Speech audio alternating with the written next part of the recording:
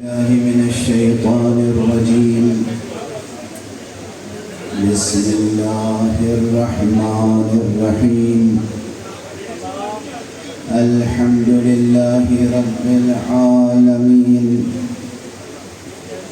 والصلاة والسلام على أشرف الخلائق أجمعين، سيدنا وسيد الأولين والآخرين، حبيبنا وحبيب إله العالمين، إمام المرسلين وخاتم النبيين، شفيع المذنبين ورحمة للعالمين، أبي القاسم المصطفى محمد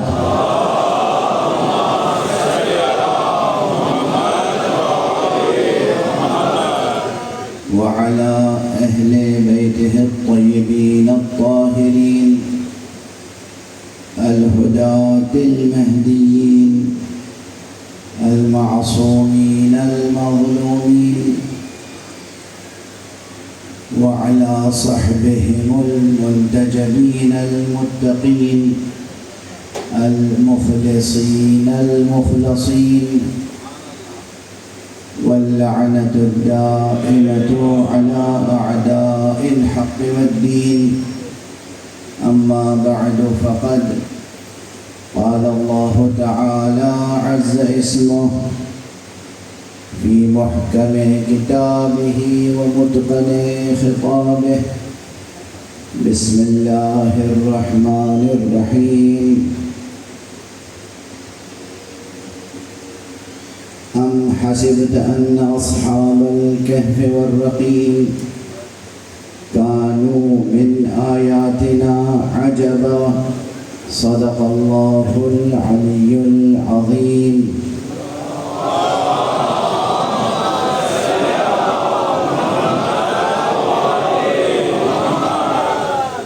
ایک اور بلند تر صلوات.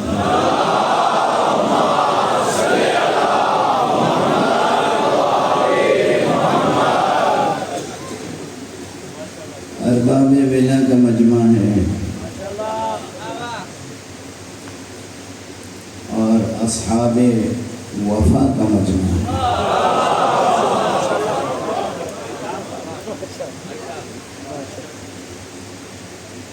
خدا کی قسم، اس دار دنیا کے مستقبل میں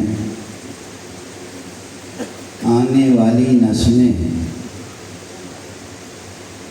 انسانی قدروں کے لیے، انسانی قدروں کے احیاء کے لیے عزاداران حسین کی ممنون احسان رہیں گے.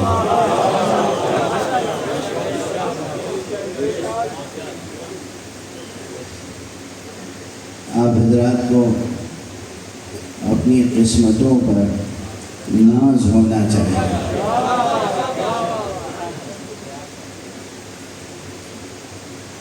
کیا لطف باری ہے، کیا احسان الہی ہے، کیا کرم پروردگار ہے کہ اس نے ہمیں اور آپ کو محبان اہل بیت کے زمرے میں خلق فرمایا.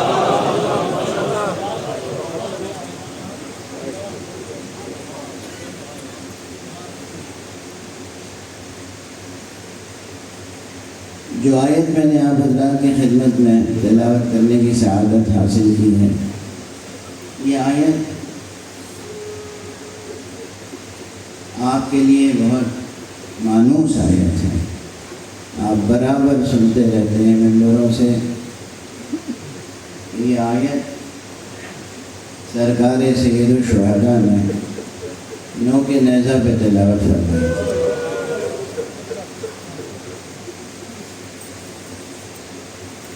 اس آیت کے ضمن میں کئی تقریریں میں کر چکا ہوں مختلف مقامات پر، تو ان تمام مطالب کا دہرانا مقصود نہیں ہے. بلکہ تبرکاً اس آیت کو عنوان قرار دیا ہے، اور اس آیت اور سورہ مبارکہ کہف کے ضمن میں بعض مطالب ایسے ہیں کہ ان کی طرف آپ کی توجہ مبذول کرنی ہے۔ لیکن شروع میں ایک بات یاد دلا دوں جو میں نے عرض کی تھی کہ ہم یہ جو دو اصطلاحیں استعمال کرتے ہیں بہت سے حضرات سمجھ نہیں پاتے۔ یہ قرآن جو دو دفتیوں کے درمیان ہے، ہم اسے کہتے ہیں قرآن صامت، یعنی خاموش قرآن، اور حضرات محمد و آل محمد کو ہم کہتے ہیں قرآن ناطق۔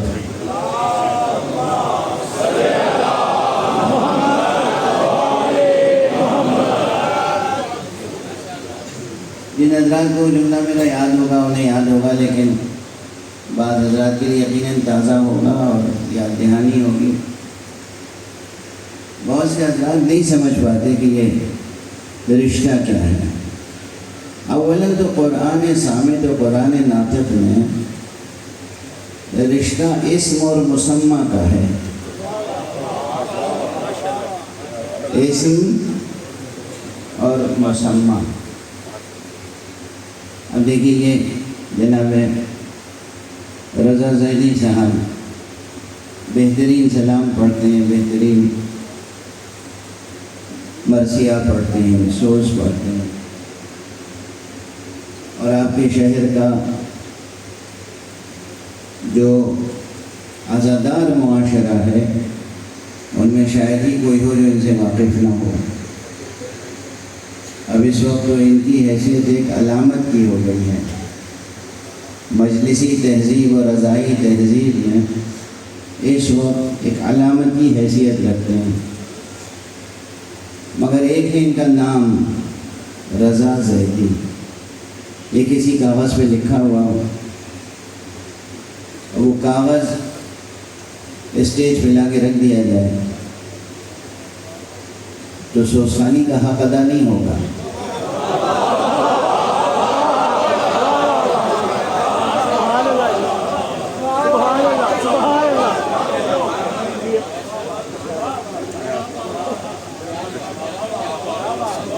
لیکن ماشاءاللہ اسٹیج پر علماء تشریف فرما ہیں، اہل فضل، اہل علم، اہل دانش، اہل ادب، مخصوصاً جناب حجت الاسلام والمسلمین علامہ سید قاضی رضا صاحب نقوی تشریف فرما ہیں۔ پروردگار ان تمام علماء اور افاضل کی زندگیوں میں خوب برکتیں عطا فرمائے، ان کا سایہ پربرکت محفوظ رہے، دراز ہو، اور امت کے افراد ان سے استفادہ کریں۔ یہ حضرات تشریف میں جو باتیں بہت ہی سنگین اور دقیق اور بوجھل علمی اصطلاحوں میں کہیں جا سکتی ہیں، انہیں میں ان اصطلاحوں سے نکال کے عام فہم زبان میں عرض کرنے کی کوشش کر رہا ہوں۔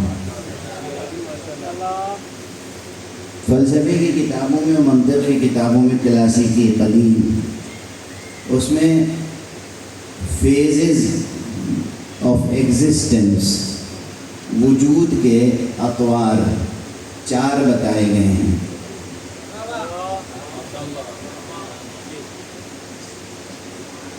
مدرسے میں نصابی مطلب ہے، اطوار وجود 4 بتائے گئے ہیں، فیزز آف ایگزسٹنس 4 کیا ہیں؟ ایک ہے طور وجود لفظی یا ملفوظی، دوسرا ہے طور وجود کتبی یا مکتوبی، تیسرا ہے طور وجود ذہنی یا علمی، اور چوتھا ہے طور وجود خارجی یا حقیقی۔ سن لیا آپ نے؟ یعنی کیا؟ یعنی یہی رضا زیدی صاحب کا نام اگر میں زبان سے لے رہا ہوں اور آپ سن رہے ہیں تو یہ ہے وجود لفظی، لفظ ہے نا جو زبان سے ادا ہو رہا ہے، یہ کلمہ زبان سے ادا ہو رہا ہے، اسے لفظی کہیے یا ملفوظی۔ دوسرا یہ کہ ان کا نام کاغذ پہ لکھ دیا جائے، کتنا ہی بڑا لکھا ہو، بہت بڑے بڑے بینر پر آپ نام لکھ دیں تو وہ لکھا ہوا نام ہے، آپ آنکھوں سے پڑھیں گے، حروف رضا زیدی، یہ انہی کا نام ہے، مگر وہ ہے طور مکتوبی یا طور کتبی لکھا ہوا، یعنی وجود انہی کا ہے مگر وہ وجود مکتوبی ہے، جو زبان سے ادا کیا گیا وہ وجود لفظی ہے۔ اچھا، جب آپ نے سنا لفظ، میں نے کہا رضا زیدی اور آپ نے سن لیا، تو سنتے ہی آپ کے ذہن میں ان کا تصور آ گیا، وہ کیا ہے؟ وجود ذہنی یا وجود علمی۔ یا آپ نے تحریر، ان کا نام تحریر شدہ دیکھا اور آنکھوں سے پڑھا اور ذہن میں ان کا وجود آ گیا، تو وہ بھی ہوا وجود ذہنی یا وجود علمی۔ تو تین وجود یہ ہو گئے، وجود لفظی، وجود کتبی، وجود ذہنی۔ یہ تینوں وجود مل کے سوزخانی نہیں کر سکتے۔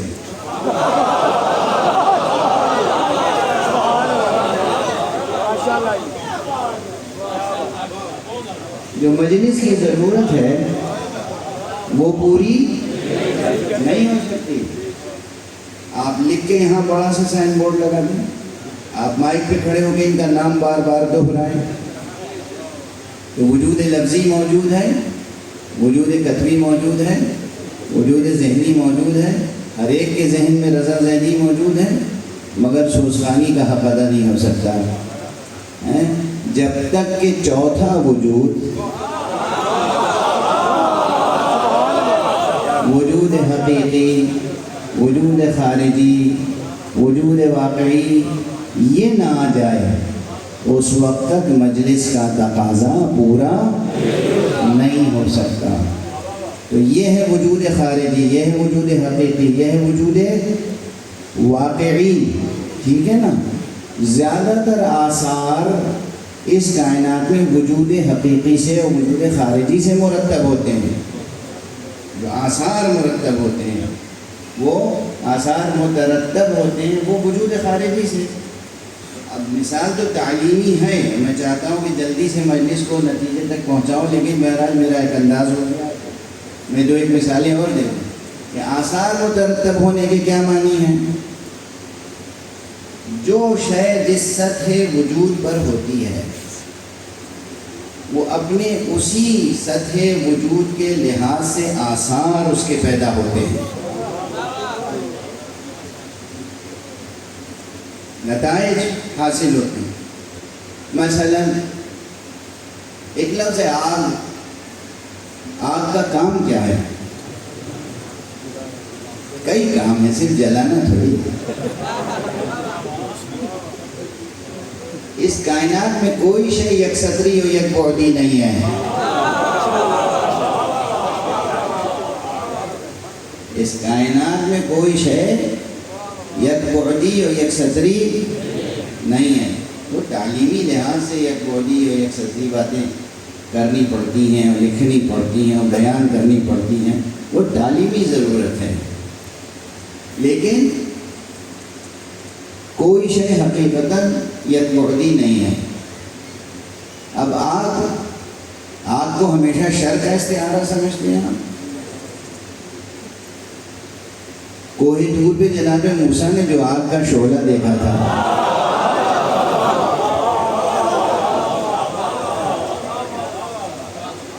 وہ کیا شر کی علامت تھی؟ نعوذ باللہ، وہ تو خیر کا استعارہ ہے، وہ تو پروردگار کی طرف بلانے والا شعلہ طور ہے۔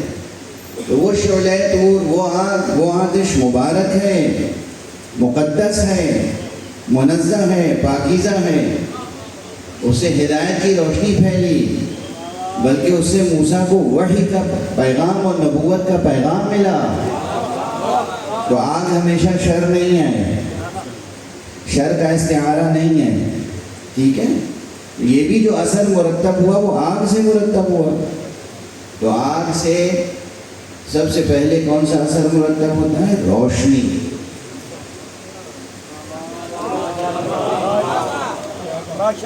اچھی باتیں زیادہ سوچنی چاہیے، فکر کو جہت مل رہی ہے۔ جوانوں، بزرگوں، ہماری مائیں بہنیں بھی سن رہی ہیں، ہمیشہ سوچ لیے کوئی شے سامنے آئے تو سب سے پہلے اس سے بہتر چیز سوچنی چاہیے۔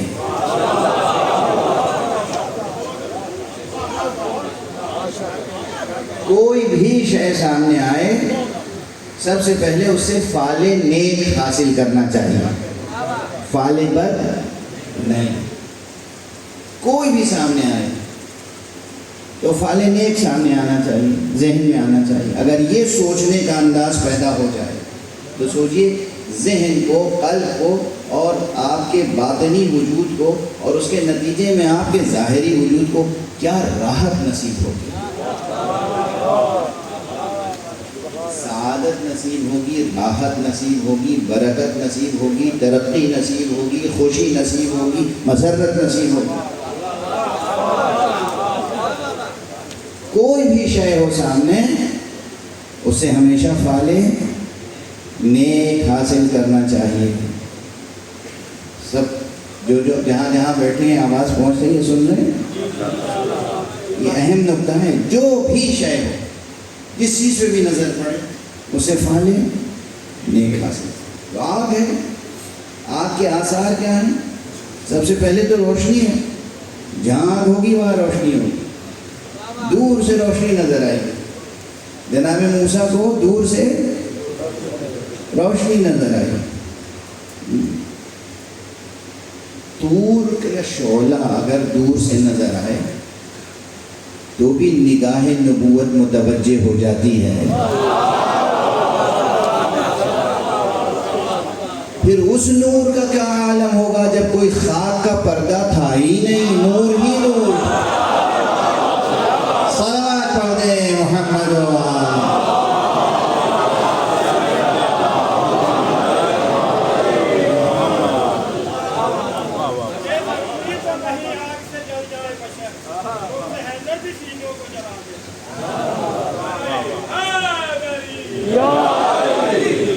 ایک اور صلوات پڑھ دیں سب مل کر۔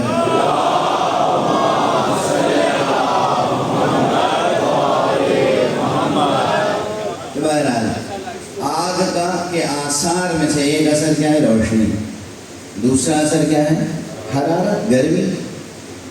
جب گرمی بھی ہمیشہ اذیت ناک تھوڑی ہوتی ہے، اگر واقعی کوئی ٹھٹھر رہا ہو سردی میں تو اس کے لیے تو گرمی ہی رحمت ہے، گرمی ہی نعمت ہے۔ اور وہ بھی جناب موسیٰ کے قصے میں آتا ہے کہ دراصل وہ سخت سردیوں کا موسم تھا، تو انہوں نے اپنے بیوی بچوں سے کہا کہ ٹھہرو، میں جاتا ہوں، آگ نظر آ رہی ہے، کوئی خبر لے کے آؤں گا یا تمہارے لیے آگ کا کوئی شعلہ لے کے آؤں گا تاکہ تمہارے لیے ٹھنڈک سے پناہ مل سکے۔ دیکھا آپ نے آگ کے فائدے؟ روشنی، حرارت، اور غذا حاصل کرنے کے لیے، غذا کو پختہ کرنے کے لیے بھی آگ ضروری ہے۔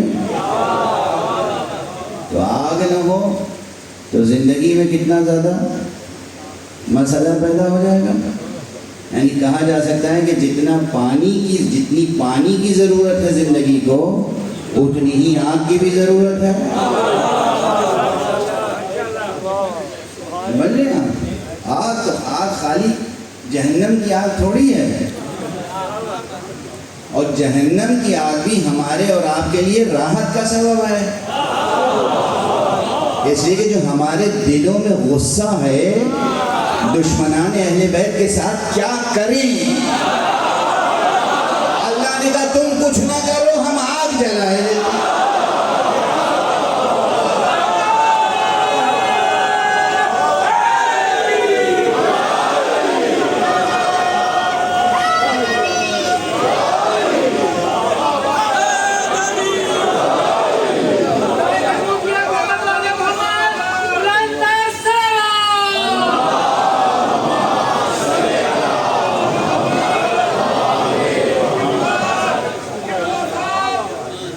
یہ کیسا انسان ہے، ایک کیسا انسان ہے کہ جو مصطفیٰ جیسے پیکر خیر کی قدر نہیں کرتا؟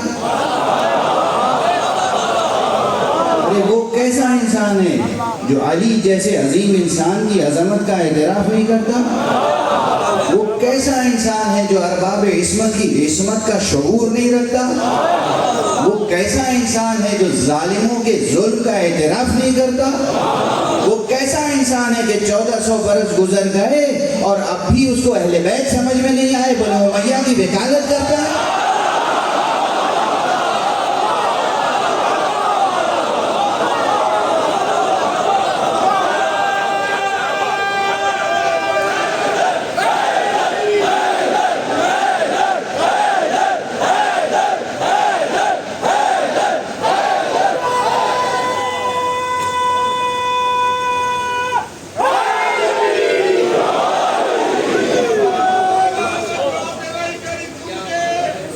قسم دل میں غیظ پیدا ہوتا ہے، عذاب، طیش، کیا کریں اس کے ساتھ؟ کیا کریں؟ اللہ نے خود ہمارے ہاتھ باندھ دیے۔ محمد و آل محمد نے کہا نہیں، تم کچھ نہیں کرو، تم کچھ نہ کرو۔ تو یہ جو ہمارے دلوں میں دشمنان اہل بیت، دشمنان مصطفیٰ، دشمنان خدا کے لیے غیظ ہے، غضب ہے، کہ کیا سزا دیں انہیں؟ اللہ کہتا ہے کہ ان کا جرم اتنا بڑا ہے کہ تم سزا دے نہیں پاؤ گے۔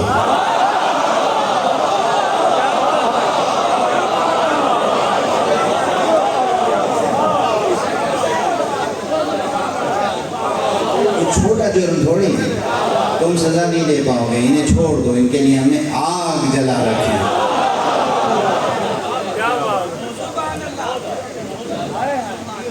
ٹھیک ہے، دیکھیے آگ کے آثار، آگ کے آثار، روشنی، حرارت، خام کو پختہ کرنے کی صفت، اور جو نور کی قدر نہ کر سکے اسے راکھ بنانے کی صفت۔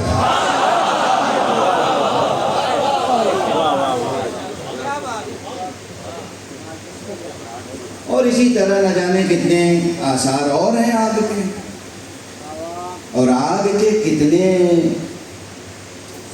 مراتب وجود ہیں، اطوار وجود الگ ہیں، مراتب وجود الگ ہیں۔ بہرحال یہ چند مثالیں میں نے دی کہ ہر وجود حقیقی کے آثار ہوتے ہیں۔ اب یہ ذہن میں جو لکھ دیا کاغذ پہ آگ، اس سے کوئی چیز جلتی ہے؟ وہ کاغذ بھی نہیں جلتا جس پہ آگ لکھ دیا ہے۔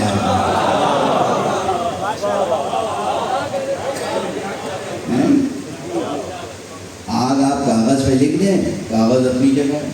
اب آپ کہیں آگ کے آثار تو فلسفی نے بتائے تھے کہ جلانے کے ہیں، یہاں آثار مترتب نہیں ہو رہے ہیں، کہا جائے گا کہ بات یہ ہے کہ یہ وجود حقیقی نہیں، وجود کتبی ہے۔ اچھی طرح یہ سبق آج سمجھ کے اٹھے گا مجموعہ انشاءاللہ، کہ آگ لکھا ہوا ہے مگر آگ کا اثر نہیں ہو رہا ہے۔ آگ لکھا ہوا ہے بلا فصل، کاغذ کے سینے پہ آگ لکھا ہوا ہے، لفظ کلمہ آگ لکھا ہوا ہے، مگر کاغذ پہ اثر آگ کا نہیں ہوگا۔ یہ جو پڑھ رہا ہے، منہ سے کہہ رہا ہے آگ، اس کا منہ سلامت ہے؟ اثر مرتب نہیں، نہ اس منہ سے روشنی پیدا ہو رہی ہے، نہ اس منہ سے گرمی پیدا ہو رہی ہے، نہ وہ منہ حرارت گرمی محسوس کر، سوزش محسوس کر رہا ہے۔ ٹھیک ہے نا؟ تو اور جو ذہن میں آگ بھڑک رہی ہے،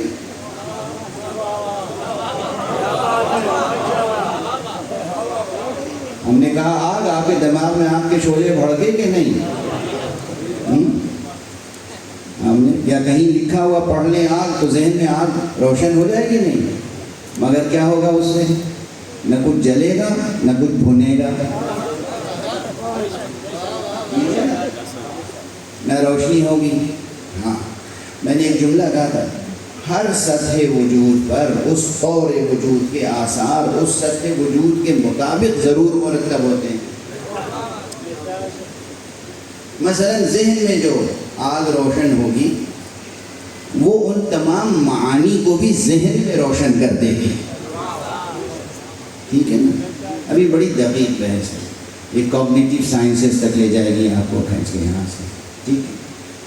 تو میں ایک مثال دے رہا ہوں کہ ہر چیز کے آثار ہوتے ہیں، اور جب تک حقیقی وجود میں نہ آ جائے اس وقت تک وہ آثار حاصل نہیں ہوتے۔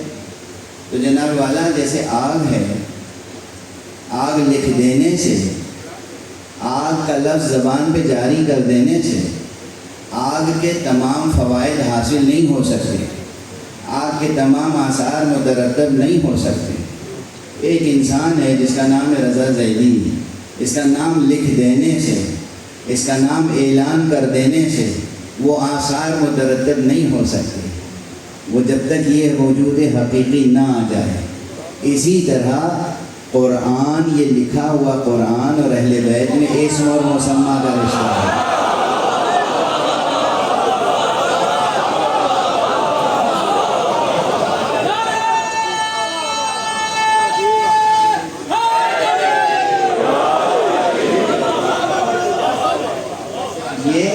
یہ دو دفتیوں کے درمیان پورا قرآن لکھا ہوا ہے، مگر لکھا ہوا ہے نا۔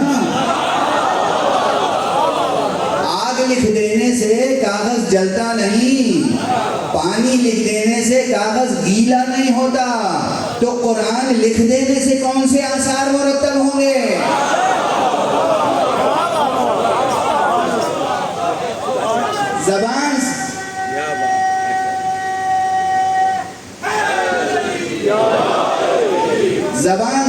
زبان سے آپ آگ کہتے رہے روشنی نہیں ہوئی، آپ پانی کہتے رہے پیاس نہیں بجھی، تو زبان سے آپ قرآن دہراتے رہیں شب و روز 17 رکعت نماز نہیں 51 رکعت پڑھیں، 51 رکعت نہیں 1000 رکعت پڑھیں، آپ 1,00,000 رکعتیں نماز پڑھیں، 1,00,000 بار کہیں صراط المستقیم، اہدنا الصراط المستقیم، اہدنا الصراط المستقیم، اہدنا الصراط المستقیم۔ نہ لکھنے سے حاصل ہوگی صراط مستقیم، نہ بولنے سے حاصل ہوگی صراط مستقیم، جب تک کہ دامان علی ہاتھ میں نہ آ جائے۔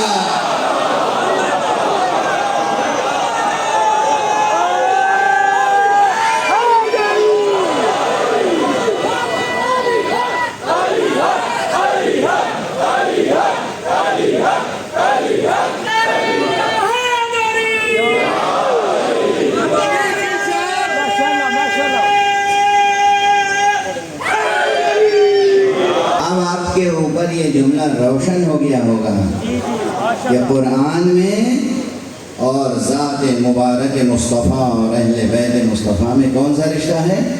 اسم اور مسمہ کا رشتہ ہے، یعنی یہ قرآن انہی کا وجود مکتوبی ہے۔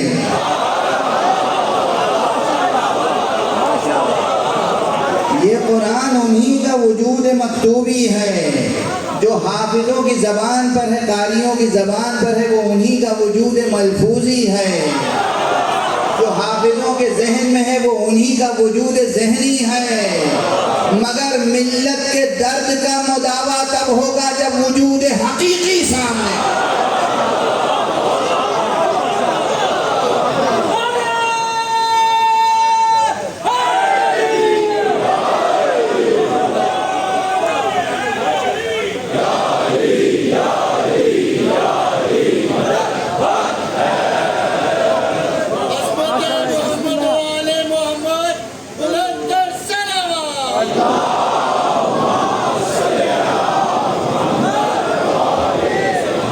ایک جملہ عرض کروں، آج سے پہلے یہ جملہ کبھی کہا نہیں ہے میں نے، پہلی بار آپ کے یہاں مجلس پڑھ رہا ہوں، پہلی بار یہ جملہ کہہ رہا ہوں۔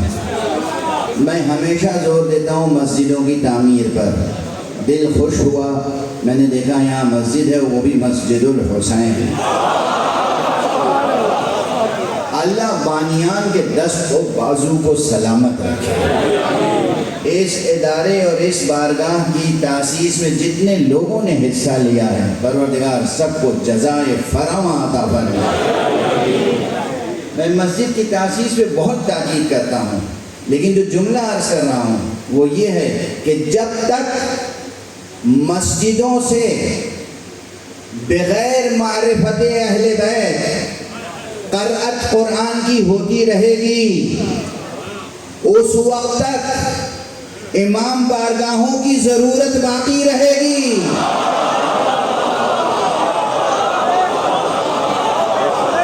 ہر مسجد کے پہلو میں امام بارگاہ ہو تاکہ قرآن صامت پڑھا جائے تو قرآن ناطق بھی پڑھا۔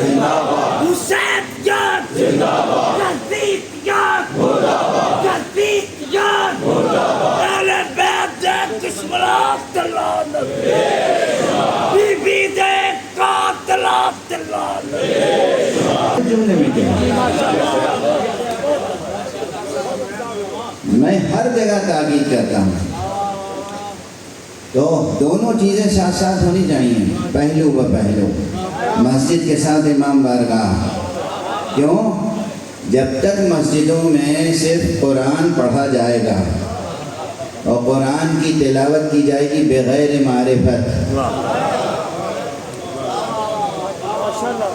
جب تک مسجدوں میں اہل بیت کا تذکرہ ممنوع رہے گا، امام بارگاہوں کی ضرورت رہے گی تاکہ قرآن کے وجود حقیقی کا بیان بھی ہوتا رہے۔ اسم اور مسمى کا رشتہ ہے، یہ قرآن نام ہے اس کردار کا، اس سیرت کا جو سیرت مجسم ہوئی ہے پیکر نورانی در یتیم عبداللہ کی شکل، محمد عربی صلی اللہ علیہ وآلہ وسلم۔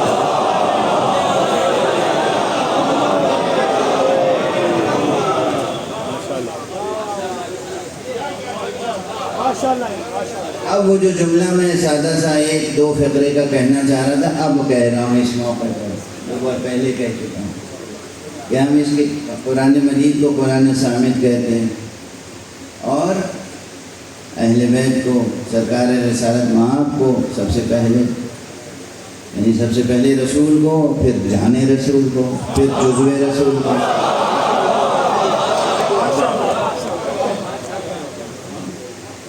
رسول خود قرآن ناطق ہے، جان رسول علی وہ قرآن ناطق ہے، جزو رسول فاطمہ وہ قرآن ناطق ہے،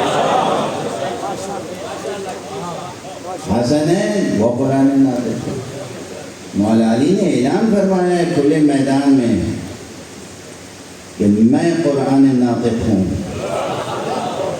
اور تاریخ میں کسی کی مجال نہیں تھی جو حضرت کے سامنے آ کے معترض ہوتا۔ اب اگر لوگوں کو سمجھ میں نہ آئے کہ قرآن ناطق اور قرآن صامت کیا ہوتا ہے تو میں نے ایک مثال دیکھی، ہو سکتا ہے وہ مثال آپ تک پہنچ چکی ہو، میں پھر دہرائے دیتا ہوں کہ اگر لوگوں کو نظر نہ آئے تو تاریخ کی کتاب لے جا کے دو منظر دکھا دیجیے گا،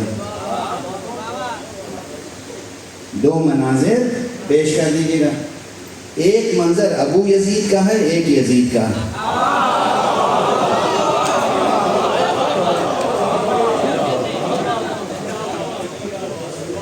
ابو یزید نے ابو الحسین کے مقابلے میں قرآن صامت کو نیزے پہ بلند کیا. قرآن کو نیزوں پہ بلند کیا گیا نا تحکیم سے پہلے. قرآن نیزے پہ بلند ہوا مگر خاموش رہا.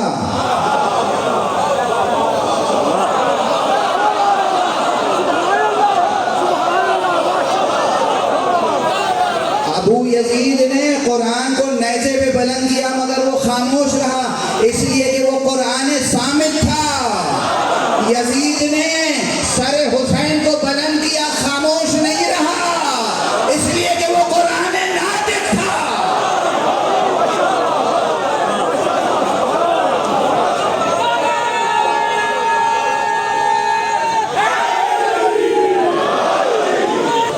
میرا خیال ہے کہ اب اس مسئلے میں کوئی الجھن نہیں باقی رہے گا،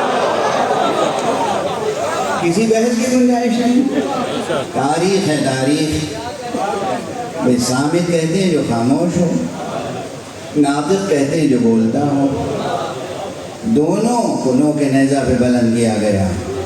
یہ لکھا ہوا قرآن یہ خاموش رہا. وہ سر مبارک قرآن ناطق تھا، تو جو ناطق ہو وہ صامت ہو کیسے سکتا ہے؟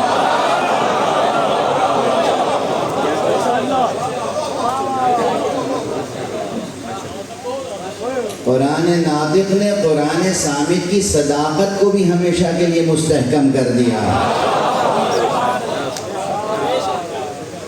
ورنہ اکثر یہ جو بحثیں چلتی رہتی ہیں، یہ باتیں اکثر ذاکرین اپنے اپنے اسلوب میں کہتے ہیں، میں بھی کہتا رہا ہوں، لیکن پھر اب تسلسل کلام میں یہ بات آئی ہے تو عرض کر کے آگے بڑھ جاؤں کہ ابھی تک جن لوگوں کو سمجھ میں نہیں آئی یہ بات کہ آقا حسین نے کیوں قیام فرمایا، آقا حسین نے کیوں معرکہ آرائی فرمائی، آقا حسین نے کیوں قربانی دی. بار بار یہ سوال آتا ہے، ہمارے جوانوں کے ذہنوں میں بھی یہ سوال پیدا کر دیا جاتا ہے کہ جیسے امام حسن نے صلح کر لی تھی امام حسین بھی صلح کر لیتے ہیں، کیوں قیام فرمایا؟ امام حسن کے سامنے جو تھا، جس سے امام حسن نے جنگ بندی کا معاہدہ کیا تھا،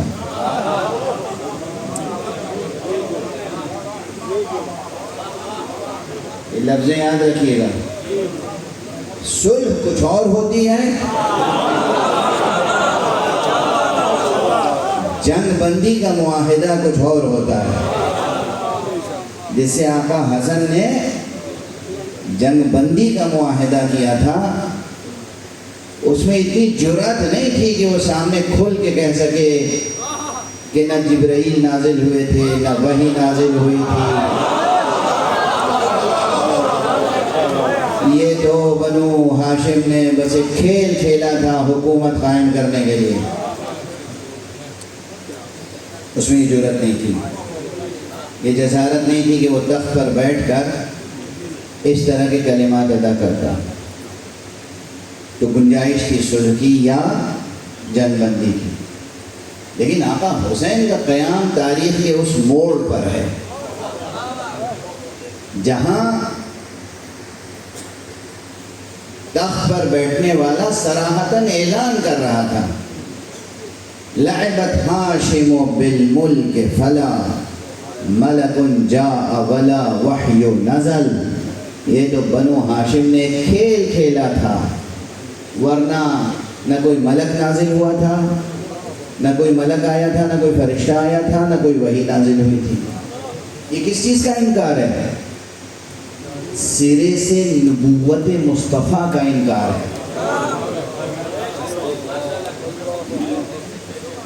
سرے سے نبوت مصطفیٰ کا انکار ہے. نبوت مصطفیٰ کا انکار کرنے والا مسلمان ہوگا؟ اس کے باوجود ماشاءاللہ دن رات دیکھیے کتنے لوگ ثابت کرنے پہ ڈٹے ہوئے ہیں کہ یزید مسلمان تھا، یزید مسلمان تھا. اور یزید نعوذ باللہ 100,000 بار نعوذ باللہ اس پر اللہ کی رحمت ہو یا مثلا اللہ کی رضا ہو، اور اب ایسے موقع پہ ظاہر سی بات ہے کہ دل میں وہی آتش بھڑکتی ہے ہمارے بھی کہ ہم کچھ کرنے پہ قادر تو ہے نہیں، ہم اللہ کے سپرد کر دیتے ہیں لعنت اللہ کہہ کر۔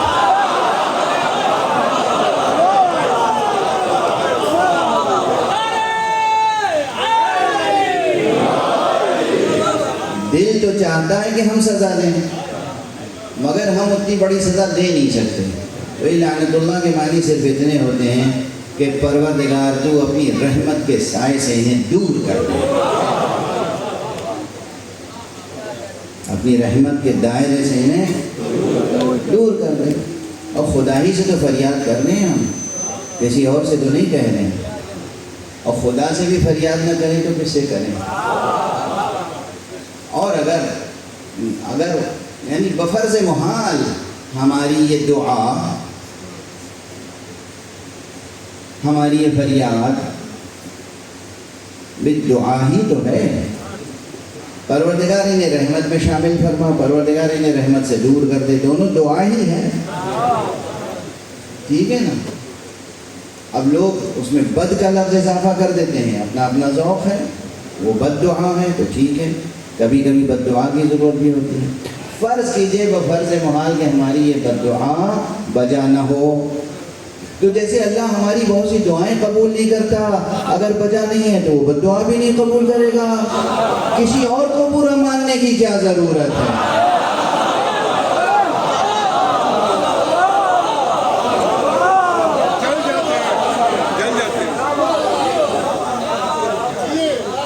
بھئی انسان بہت سی دعائیں کرتا ہے نا، اللہ بہت سی دعائیں قبول کر لیتا ہے، بہت سی دعائیں قبول نہیں کرتا، ایسے ہی انسان بہت سی بد دعائیں کرتا ہے۔ اگر اللہ کریم ہے، رحیم ہے، عادل ہے، منصف ہے، حکیم ہے، علیم ہے، سب کچھ ہے نا، اگر ہماری بد دعا بے جا ہوگی تو اللہ قبول نہیں کرے گا، لیکن اگر کہیں خوف ہے صرف ہماری بد دعاؤں سے تو یہ خوف بتاتا ہے کہ جرم ثابت ہے۔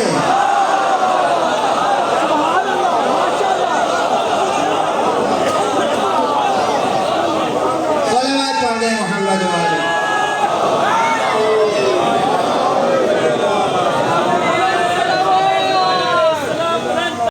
لوگوں کو سمیٹنے کی کوشش، سر مبارک حسین نے تلاوت فرمائی، اور قرآن ناطق نے قرآن صامت کی حقیقت و حقانیت و عظمت کو بھی ابد الآباد تک کے لیے محفوظ کر دیا۔ یوں تو تمام روایتیں جمع کیجئے تو ذہن میں یہ خیال آتا ہے اور یہ نظریہ قائم ہونے لگتا ہے کہ ایسا لگتا ہے کہ مسلسل سر مبارک تلاوت کر رہا تھا، بسم اللہ اور الحمدللہ سے لے کر والناس، اور کہیں کہیں پر وہ مواقع تھے جہاں حضرت نے بطور خاص کسی آیت کو بلند آواز سے تلاوت فرما کر حجت تمام کی۔ بہت سی روایتیں میں نے جمع کی ہیں، لیکن یہ روایت، یہ آیت جو ہے اسے مکرر ایک سے زائد موقعوں پر آپ نے تلاوت فرمائی۔ ام حسبت ان اصحاب الکہف، کیا تو نے یہ سمجھ رکھا ہے کہ اصحاب کہف و رقیم اللہ کی عجیب نشانی تھی؟ بھئی 7 جوان خدا شناس، موحد، اہل توحید، وہ بھی اچھے گھرانوں کے، 7 جوان اصحاب کہف اللہ کی راہ میں قربانی دیتے ہیں، لیکن گلے نہیں کٹاتے۔ اللہ انہیں محفوظ طریقے سے ایک غار میں سلا دیتا ہے، پھر ایک مدت کے بعد انہیں بیدار کیا۔ وہ ان کے گلے نہیں کٹے تھے، ان کے اعضاء ٹکڑے ٹکڑے نہیں ہوئے تھے، ان کے لاشیں پامال نہیں ہوئے تھے،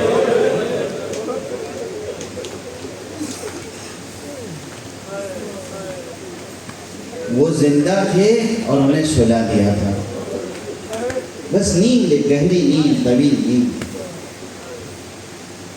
اور پھر ایک طویل عرصے کے بعد انہیں دوبارہ بیدار کر دیا۔ تو یہ کون سی بڑی عجیب نشانی ہے؟ یہ خود سلا دیے گئے اور یہ خود جگا دیے گئے۔ خدا کی قسم،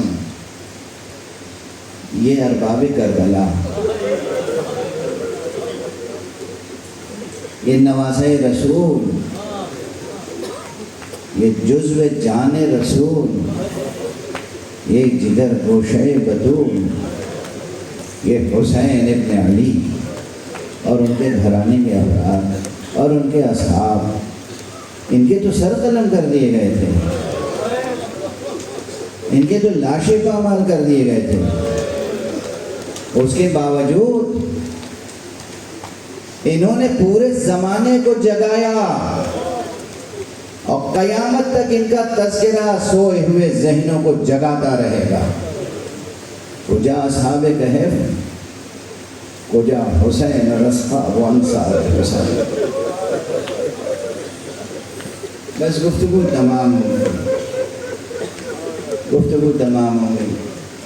میں بہت کچھ پڑھنا چاہتا تھا، بہت سے مطالب ذہن میں تھے، مگر اب آپ کی آنکھیں بھی نم ہو گئی ہیں، آپ کی آوازیں بلند ہو گئی ہیں، تو چند فقرے عرض کر دوں۔ یہ ایام بطور خاص ذکر مصائب و آلام حضرت سجاد کے،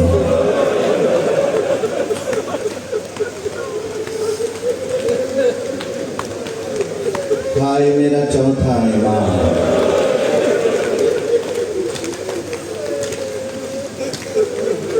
کیا کیا قربانیاں دی ہیں چوتھے امام نے، اور تمام تر مظلومیتوں کے باوجود کس کس طرح حجتیں تمام کی ہیں۔ آپ تصور تو کریں، کربلا شب عاشور سے لے کر اور پھر شام غریبہ تک، اور شام غریبہ سے لے کر 11ویں محرم کی شام تک، ہر روز ایک قیامت کا روز تھا، جس میں سید سجاد کی بھی قربانیاں شامل ہیں۔ اور پھر 11 محرم کو تو گویا سید سجاد کے لیے قیامت کبریٰ تھی۔ کیوں قیامت کبریٰ تھی؟ یہ روایت بار بار سنی ہوگی نا آپ نے، کہ جب بھی آقا کے سامنے وضو کے لیے، عبادت کے لیے، وضو کے لیے پانی لایا جاتا تھا، آقا کی نگاہ جیسے ہی پانی پہ پڑتی تھی گریہ فرمانے، اتنا گریہ فرماتے تھے کہ وہ پانی آب مضاف ہو جاتا تھا، وہ پانی بہا دیا جاتا تھا اور پھر دوبارہ نیا پانی لایا جاتا تھا۔ آپ کے غلام نے یہ جس کی خدمت گزاری یہ تھی کہ آپ کے لیے وضو کا پانی فراہم کرے، ایک مرتبہ بڑی جرأت کر کے کہا، آقا کب تک گریہ کریں؟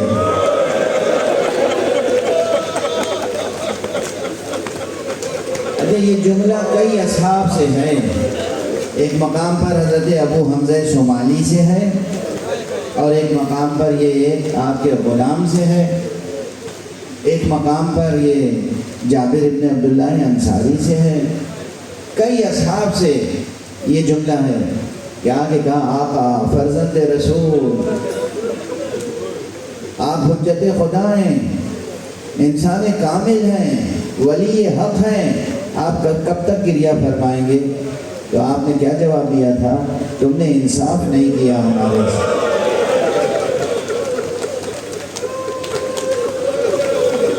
تمہیں معلوم ہے کہ یعقوب کے 12 بیٹے تھے، ایک بیٹا نگاہ سے اوجھل ہو گیا تھا، اور معلوم تھا علم نبوت کی بنا پر کہ بیٹا زندہ ہے، عزیز مصر ہے، علم نبوت تھا نا، لیکن کس قدر گریہ فرماتے تھے؟ صرف دوری، ہجر، فراق، اتنا گریہ فرمایا کہ آنکھیں سفید ہو گئیں۔ میں نے تو اپنی آنکھوں کے سامنے 18 یوسفوں کو خاک و خون میں غلطاں ہوتے ہوئے دیکھا۔ ایک موقع پر یہ جملہ غالباً ابو حمزہ شمالی کا ہے۔ ابو حمزہ شمالی نے کہا کہ ابن رسول اللہ کی راہ میں قتل ہو جانا تو آپ کے خاندان کی روایت ہے، قربانیاں پیش کرنا اللہ کے لیے۔ آپ نے ایک جملہ فرمایا، نعم ویلک القتل لنا عادہ وکرامتنا من اللہ الشہادہ۔ یہ درست ہے کہ اللہ کی راہ میں قتل ہو جانا ہماری عادت ہے، اللہ کی طرف سے شہادت ہمارے لیے کرامت ہے، مگر بتاؤ اے ابو حمزہ شمالی، کبھی تم نے سنا ہے ہمارے خاندان کی کوئی پردہ نشین خاتون اسیر ہوئی ہو؟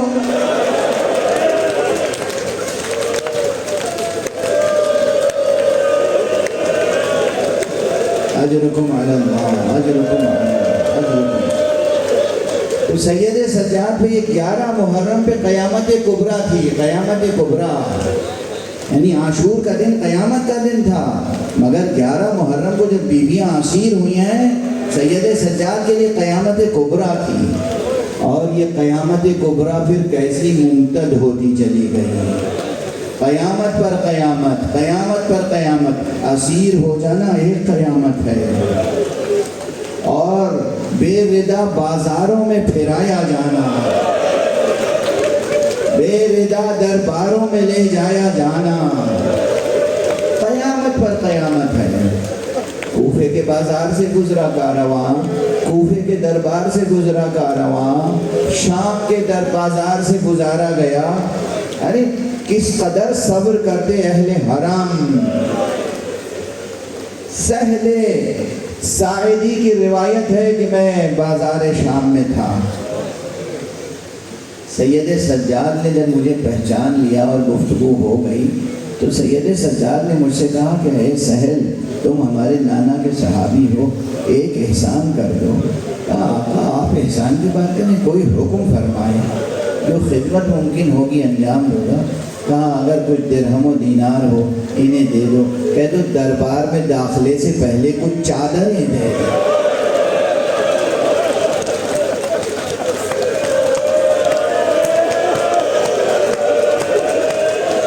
اللہ اکبر، اللہ اکبر، اللہ اکبر۔ دربار میں داخلے سے پہلے کچھ چادریں دے دیں۔ اب یہاں پر ظاہر ہے خطبہ کی زبان پر، روات کی زبان پر، راویوں کی زبان پر روایتیں مختلف ہیں۔ بعض حضرات بیان کرتے ہیں کہ چادریں فراہم کی، سہل سے پیسے لے لیے، درہم و دینار لے لیے، چادریں فراہم کی، اور جیسے ہی بیویوں نے سروں پہ چادریں ڈالی دوبارہ نیزوں کی نوک سے چادریں اتاری۔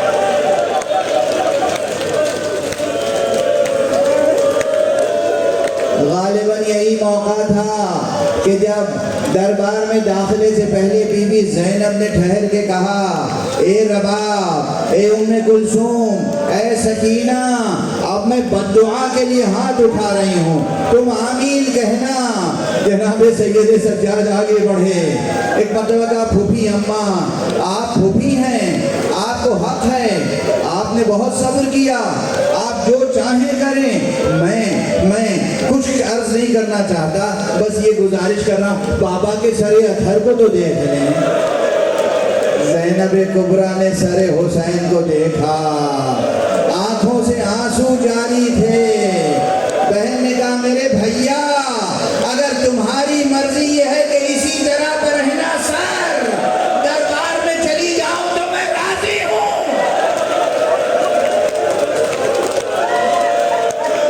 اللہ اکبر، اللہ اکبر، اللہ اکبر۔ زینب دربار شام میں داخل ہوئی، ایک جملے سے زیادہ نہیں کہہ سکوں گا، اب قیامت کبریٰ یہ نظر آئی،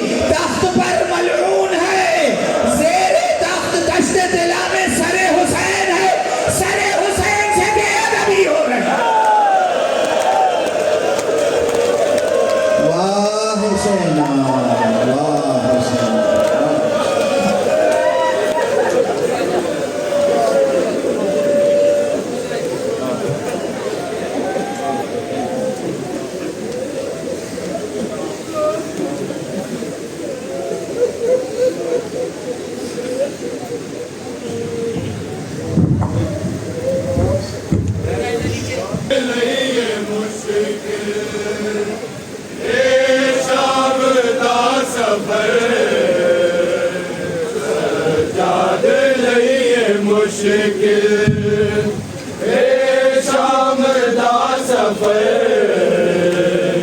سجاد لئی مشکل اکبر میلاد قاتل اکبر میلاد قاتل عابد ہم سفر سجاد لئی مشکل